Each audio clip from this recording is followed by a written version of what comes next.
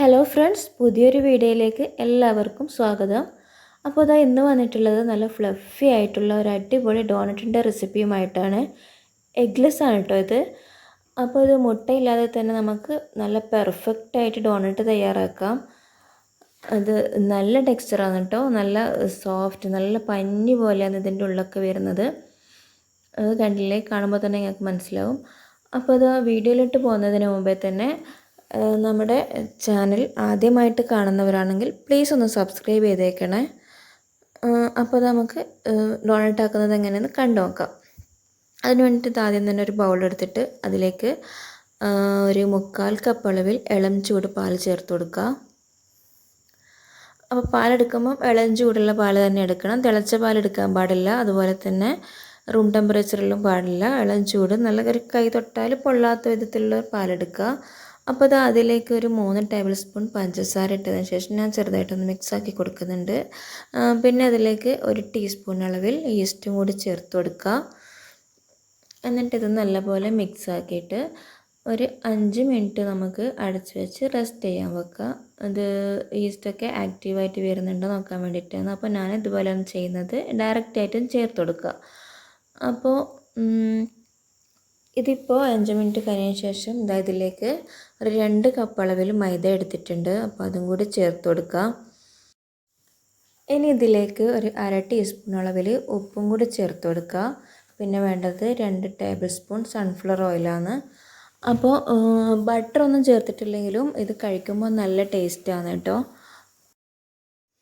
ഇനി ഇത് നല്ലതുപോലെ കുഴച്ചെടുക്കുക. കുഴക്കുന്ന സമയത്ത് ചിലപ്പോൾ കയ്യിലൊക്കെ ഒട്ടിപ്പിടിച്ചെന്ന് വരും എന്ന് കരുതി അധികം മൈദയൊന്നും ഇട്ടെടുക്കാൻ നിൽക്കണ്ട. അപ്പോൾ ഇത് കുഴച്ചിട്ട് കുറച്ചാകുമ്പോൾ തന്നെ അത് ശരിയാവും. നല്ലതുപോലെ ഒട്ടിപ്പിടിക്കുന്നുണ്ടെങ്കിൽ കുറച്ചിങ്ങനെ മൈദ ഒന്ന് തൂക്കി കൊടുത്താൽ മതി. അപ്പോൾ ഇനി നമുക്കിത് കൗണ്ടർ ടോപ്പിലിട്ടിട്ട് നല്ല സ്ട്രെച്ച് ചെയ്ത് കുഴച്ചെടുക്കണേ. അപ്പോൾ നല്ലതുപോലെ കുഴച്ചാൽ മാത്രമേ നമ്മൾ ഡോണറ്റ് നല്ല സോഫ്റ്റായിട്ട് വരികയുള്ളൂ.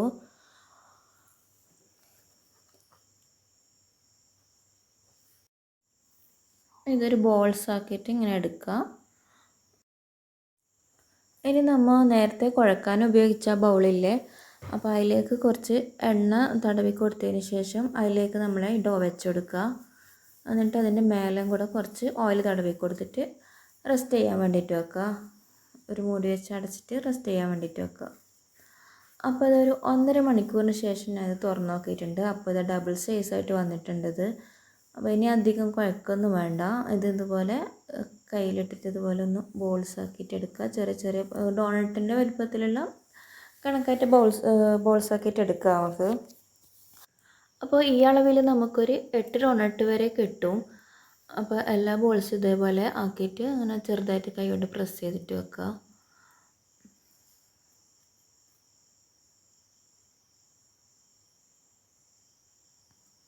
ഇനി ഇതിൻ്റെ സെൻറ്ററിലായിട്ട് നമുക്കൊരു ഹോൾ ഇട്ട് കൊടുക്കണം. അതിന് വേണ്ടിയിട്ട് ഞാൻ ഇത് നോസിലാണ് എടുത്തിട്ടുള്ളത്. അപ്പോൾ കുപ്പീൻ്റെ മൂടിയോ അതുപോലെ എന്തെങ്കിലും ഉണ്ടെങ്കിൽ ഇതുപോലെ ഹോൾസ് ആക്കി എടുക്കാൻ നിങ്ങൾക്ക് എടുക്കുക.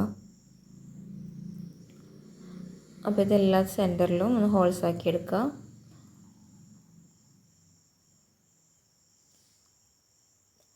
അപ്പോൾ ഈ ഹോൾസ് ആക്കി എടുത്തതിൻ്റെ നടുക്കുള്ള മാവൊക്കെ ഉണ്ടല്ലോ, അതെല്ലാം വെച്ചിട്ട് ഒരു ബോൾസും കൂടെ ആക്കിയിട്ടുണ്ട്, ഒരു ഡോണറ്റിനും കൂടെ ആക്കിയിട്ടുണ്ട്. അത് ഞാൻ ഇതുപോലെ കൈ വിരൽ വെച്ചിട്ട് ഹോൾട്ട് കൊടുക്കുകയും ചെയ്യുന്നത്.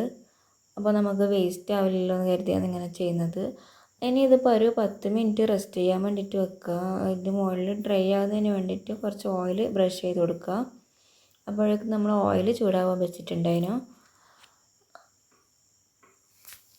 അപ്പോൾ ഓയിൽ ചൂടായി വന്നിട്ടുണ്ട്. ഇനി ഇതിലേക്ക് പതുക്കെ നമ്മൾ ഡോണറ്റ് ഒന്ന് ഇട്ട് കൊടുക്കുക. അതിൻ്റെ ഷേപ്പൊന്നും മാറാതെ തന്നെ ഇട്ട് കൊടുക്കുക. ഓയിൽ ചൂടാകുന്ന സമയത്ത് അധികം ചൂടാവണ്ട കേട്ടോ. അധികം ചൂടായാൽ പെട്ടെന്ന് തന്നെ ഇതിൻ്റെ പുറം ഭാഗം കരിഞ്ഞു പോകും. അപ്പോൾ ഒരു മീഡിയം ടു ലോ ഫ്ലെയിമിൽ വേണം ഇത് വറുത്ത് വരാൻ വേണ്ടിയിട്ട്. ഒരു സൈഡ് ആയതിനു ശേഷം തിരിച്ചിട്ട് കൊടുത്തിട്ട് 2 ഭാഗവും ഒരേ ഗോൾഡൻ കളർ ആകുന്നവരെ നമുക്ക് ഫ്രൈ ചെയ്തെടുക്കാം. ഇപ്പോൾ ഇത് നമ്മുടെ ഡോണറ്റ് നല്ല ഫ്ലഫി ആയിട്ട് വന്നിട്ടുണ്ട്. അപ്പോൾ അത് കണ്ടില്ല, നല്ല വലിപ്പത്തിൽ നമ്മൾ ഇട്ടുകൊടുത്തതിനെക്കാട്ടും വലിപ്പം ഒന്നും കൂടി കൂടിയിട്ടുണ്ട്. അപ്പോൾ ഇത് കണ്ടാൽ തന്നെ മനസ്സിലാവും നല്ല സോഫ്റ്റ് ആയിട്ടുള്ള ഡോണറ്റാണ്. ആ ഉള്ളിലൊക്കെ നല്ല പഞ്ഞി പോലെ ഉണ്ട്.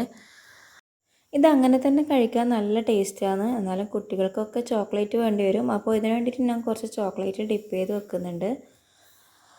അപ്പോൾ ഇത് ഡോണറ്റ് ഇഷ്ടപ്പെട്ടവർ തീർച്ചയായും ട്രൈ ചെയ്ത് നോക്കുക, ഫീഡ്ബാക്ക് അറിയിക്കുക. വീഡിയോ ഇഷ്ടപ്പെട്ടാൽ ലൈക്ക് ചെയ്യുക, ഫ്രണ്ട്സിനും ഫാമിലിയുമായിട്ടൊക്കെ ഷെയർ ചെയ്യുക.